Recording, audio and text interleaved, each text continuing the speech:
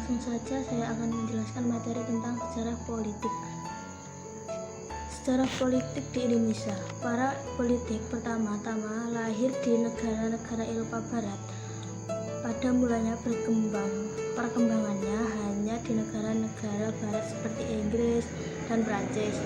Kegiatan politik dipusatkan pada kelompok-kelompok politik dalam parlemen. Dengan meluaskan hak pilih, kegiatan politik berkembang di luar parlemen dengan terbentuknya panitia pemilihan umum.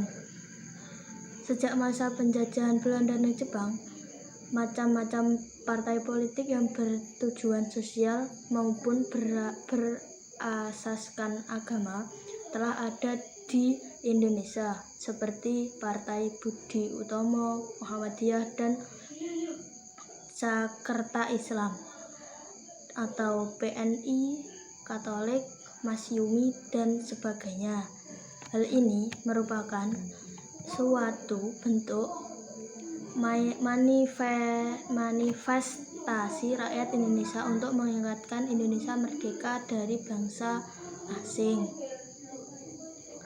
Syarat pembentukan partai politik pun telah diatur sedemikian rupa dalam UU tentang partai politik, seperti halnya di dalam pasal 2 ayat 1 tahun 2008 UU Partai Politik telah menjelaskan bahwa partai politik didirikan dan dibentuk paling sedikit 50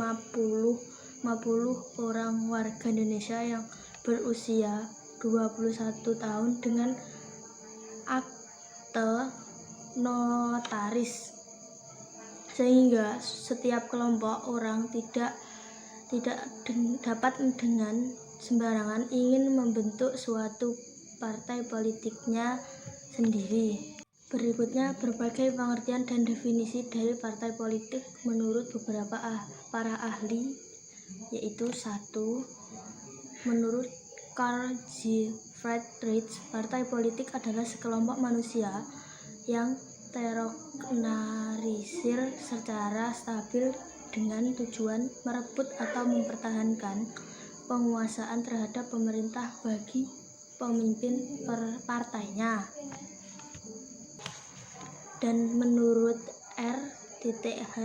Soltau, partai politik adalah sekelompok warga negara yang sedikit banyak terorganisasi yang bertindak sebagai sesuatu kesatuan politik dan dengan memanfaatkan kekuasaan untuk memilih, bertujuan menguasai pemerintah dan melaksanakan kebijakan umum mereka. Dan selanjutnya tentang klarifikasi partai politik.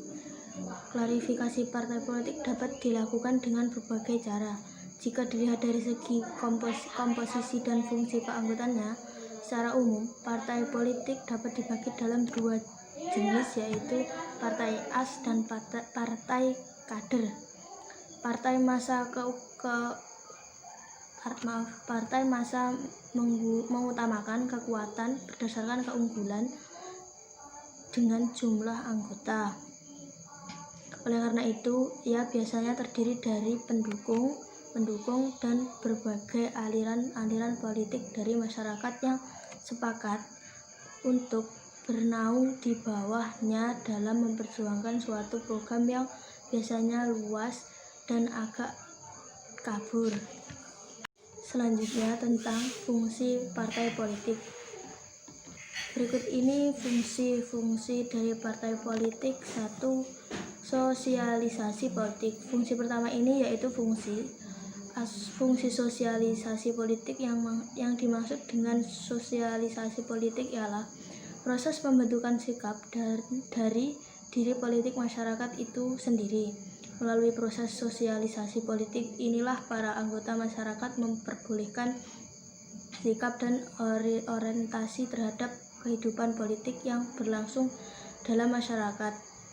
Selanjutnya, rekrutmen politik. Rekrutmen politik ialah seleksi dan pemilihan umum atau seleksi dan pengangkatan seseorang atau sekelompok orang untuk melaksanakan sejumlah peranan dan sistem politik pada umumnya dan pemerintah pada khususnya. Selanjutnya, partisipasi politik.